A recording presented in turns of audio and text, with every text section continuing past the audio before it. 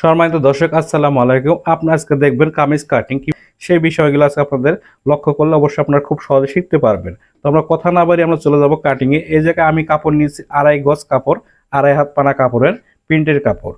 তো এটাকে সুন্দর করে কাপড়টাকে আপনারা কিভাবে ভাঁজ করবেন এই জায়গায় একটু ভালো করে লক্ষ্য করতে হবে। তো আমরা কাপড়টাকে পুরোটা খুলে নিয়ে আমরা এই জায়গায় প্রথমে যে কাজটি করতে হবে, আমরা দুই পার্ট এক জায়গায় করে নিব। তো এক জায়গায় করে নেওয়ার পর সুন্দর করে কাপড়টা আমাদের বিছিয়ে নিতে হবে। এভাবে সুন্দর করে কাপড়টাকে বিছিয়ে নিতে হবে।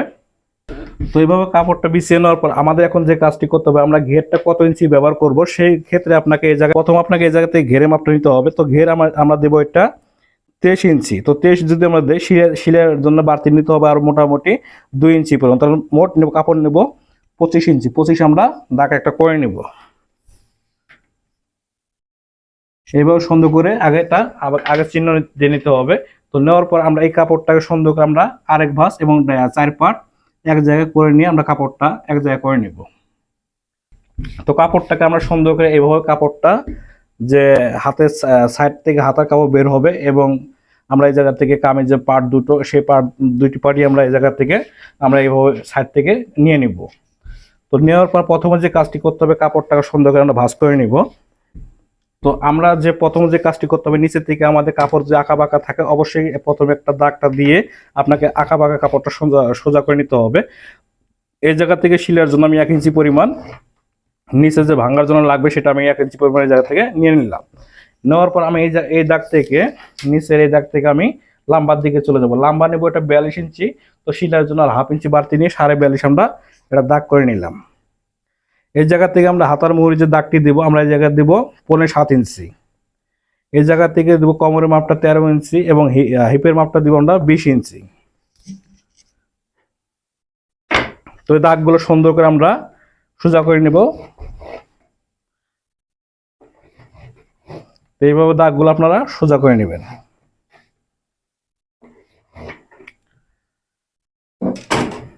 তো নেওয়ার পর আমাদের যে কাজটি করতে হবে, আমরা এভারেজে পুটের মাপটা কত ইঞ্চি পরিমাণ নিব এই জায়গায় একটু লক্ষ্য করতে হবে। তো আমরা এটা নেব 7.5 ইঞ্চি। এভারেজে পুটটা একটা দাগ করে নিলাম এবং গলার পাশ নিব আমরা এটা 3.5 ইঞ্চি। গলার পাশ 3.5 ইঞ্চি নিব।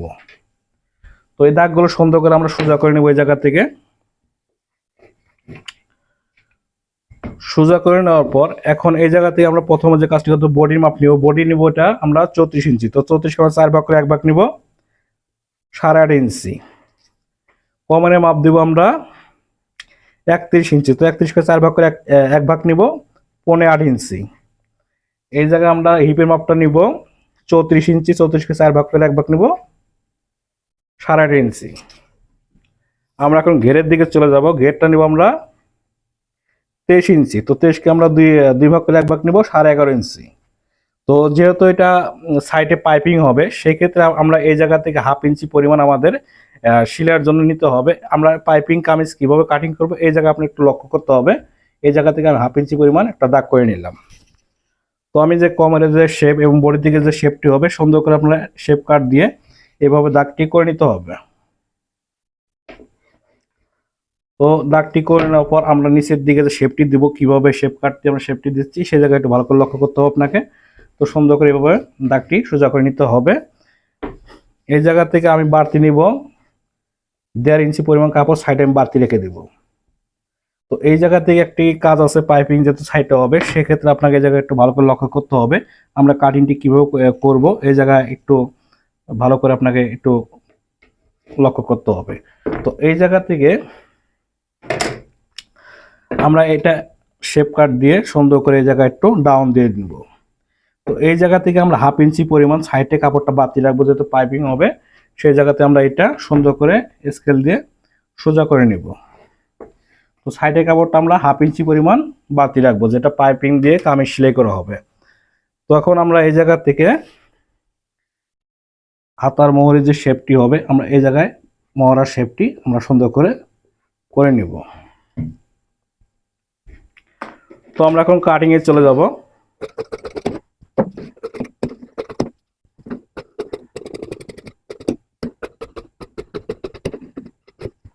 এই জায়গা থেকে একটু হালকা শেপ দিয়ে নিতে হবে।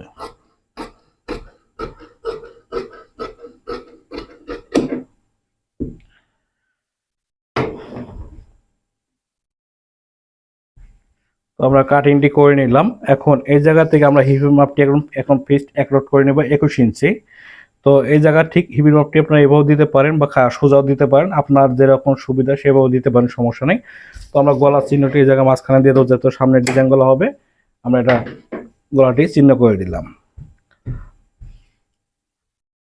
আর আমি এখন তাল পাটটি কাটিং করব। এই জায়গায় তাল পাটটি কিভাবে কাটিং করব এই জায়গায় একটু লক্ষ্য করতে হবে।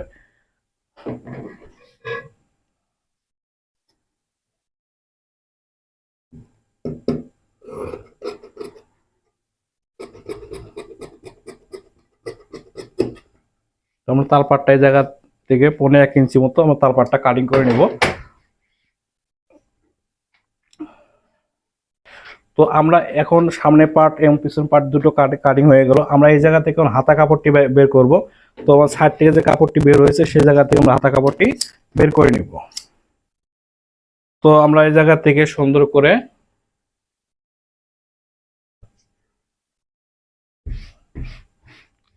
আমরা কাপড়টাকে ডাবল করে নিয়ে আমরা এটাকে 4 পার্ট এক জায়গায় করে নেব। তো আপনারা 4 পার্ট এক জায়গায় করে নেবেন। তো এই জায়গা থেকে আমরা 1/2 ইঞ্চি শিলার জন্য আগে নিয়ে নিব। নেওয়ার পর আমরা এখন হাতার লম্বার দিকে চলে যাব। হাতা নেব লম্বা এটা 18 ইঞ্চি।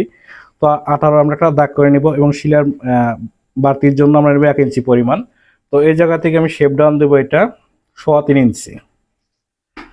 তো সুন্দর করে স্কেল দিয়ে আমরা এটা সোজা করে দাগটা টেনে নিব।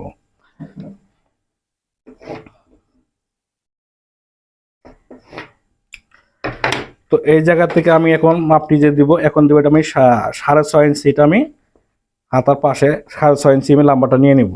এই জায়গা থেকে হাতার মুখটা দিব আমি 10 ইঞ্চি। তো 10 অর্ধেক 5 ইঞ্চি আমরা দাগটা করে নিব। নেওয়ার পর সুন্দর করে শেপ কাট দিয়ে আপনাকে দাগটি সোজা করে নিতে হবে, শেপটি দিতে হবে। তো আমরা এখন কাটিং এ চলে যাচ্ছি। তো আমরা হাতাটি কাটিং সুন্দর করে নিলাম। ঠিক এভাবে সুন্দর করে আপনার কাটিংটি করে নেবেন।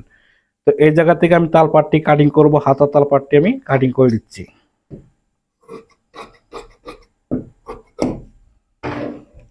তো কাটিংটি হয়ে গেল। তো সম্মানিত দর্শক, আপনারা দেখলেন কামিজ পাইপিং দিয়ে কামিজ কাটিং, কিভাবে কামিজটি কাটিং করতে হয় সে বিষয় নিয়ে আমি কাটিংটি করে দেখালাম। তো ভিডিওটি ভালো লাগলে অবশ্যই একটা লাইক দিবেন, অবশ্যই একটি কমেন্ট এবং অবশ্যই একটি শেয়ার। তো আমার পেজ থেকে দেখে থাকলে অবশ্যই পেজটি ফলো করে রাখবেন এবং আমার চ্যানেল থেকে দেখে থাকলে অবশ্যই চ্যানেলটি সাবস্ক্রাইব করবেন।